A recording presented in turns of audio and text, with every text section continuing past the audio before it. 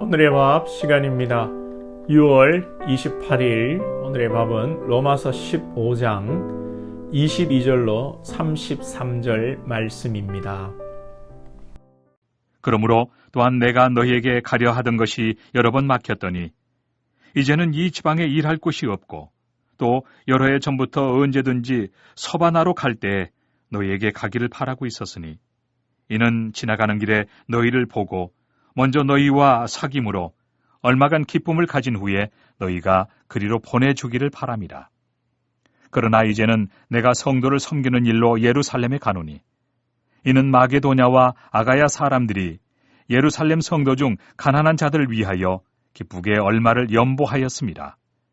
저희가 기뻐서 하였거니와 또한 저희는 그들에게 빚진 자니 만일 이방인들이 그들의 영적인 것을 나누어 가졌으면 육적인 것으로 그들을 섬기는 것이 마땅하니라. 그러므로 내가 이 일을 마치고 이 열매를 그들에게 확증한 후에 너희에게 들렀다가 서바나로 가리라. 내가 너희에게 나아갈 때 그리스도의 충만한 복을 가지고 갈 줄을 아노라. 형제들아, 내가 우리 주 예수 그리스도와 성령의 사랑으로 말미암아 너희를 권하노니 너희 기도에 나와 힘을 같이하여 나를 위하여 하나님께 빌어 나로 유대에서 순종하지 아니하는 자들로부터 건짐을 받게 하고 또 예루살렘에 대하여 내가 섬기는 일을 성도들이 받을만 하게 하고 나로 하나님의 뜻을 따라 기쁨으로 너희에게 나아가 너희와 함께 편히 쉬게 하라. 평강의 하나님께서 너희 모든 사람과 함께 계실지어다. 아멘. 로마서가 이제 서서히 마무리되고 있습니다. 바울은 마무리를 하면서 자신의 상황을 이야기하고 로마 교인들에게 기도의 부탁을 합니다. 로마서를 쓴 시점은 사도행전에서 보듯이 바울이 전도 3차 여행 중에 고린도 지역에서 쓴 것으로 추정합니다. 바울은 로마 교인들에게 내가 지금 고린도 지역에 있는데 내가 원하기는 로마로 가기를 언급하고 로마를 거쳐서 반드시 서머나, 오늘 본문 23절에 서머나가 나오죠. 서머나는 서바나, 즉 스페인까지 내가 복음을 전하기를 원한다 이야기합니다. 당시에 아메리카의 이 존재를 알지 못했기 때문에 서바나는 스페인 이것을 세상의 끝으로 보았습니다. 그리고 바울은 내가 지금은 로마에 못 가고 마게도냐 아가야 사람들이 연보한 것을 가지고 예루살렘 교회에 가난한 성도들에게 전하기 위해서 가야 한다는 것입니다. 그러면서 27절에 저희가 기뻐서 하였거니와 또한 저희는 그들에게 빚진 자니 만일 이방인들이 그들의 영적인 것을 나누어 가졌으면 육적인 것으로 그들을 섬기는 것이 마땅하니라. 초대교회 예루살렘 교회가 안디옥 교회와 또 소아시아, 마게도냐 등지에 여러 곳에 복음을 전하고 교회를 세우겠습니다. 그런데 이제 보니 예루살렘 교회 성도들이 먹고 살기가 힘든 가운데 영적으로 복음을 받은 너희들이 육적으로 먹을 것을 예루살렘 성도들을 위해 제공하라는 것입니다. 이 주일에 제가 그런 말씀을 드렸습니다. 육적인 것이 제일 영적이다, 이런 말씀을 드렸습니다. 우리가 드리는 예배가 영적이라고 해서 영으로만 끝나는 것이 아니라 하나님 앞에 우리의 몸을 드리고 물질을 드리고 또 우리의 잘할 수 있는 또 재능을 때로는 따라서 드림으로 우리 교회를 세워가고 가정을 세워가고 또 이 사회를 건전하게 세워간다는 말씀을 드렸습니다. 우리가 육으로 이 땅을 살아내야 하기 때문에 육적으로도 하나님을 잘 섬기고 은혜 입은 나에게 은혜를 베푼 자를 또 잘 섬기고 이웃을 섬기는 우리들이 되어야 됩니다. 그리고 바울은 로마 교인들에게 기도를 요청합니다. 먼저는 바울이 유대인들로부터 어려움 당하지 않도록 기도를 부탁합니다. 31절에 나로 유대에서 순종하지 아니하는 자들로부터 건짐을 받게 하고, 사도행전에서 우리 수요일마다 보았듯이 바울은 끊임없이 공격과 모함과 살해 협박을 받습니다.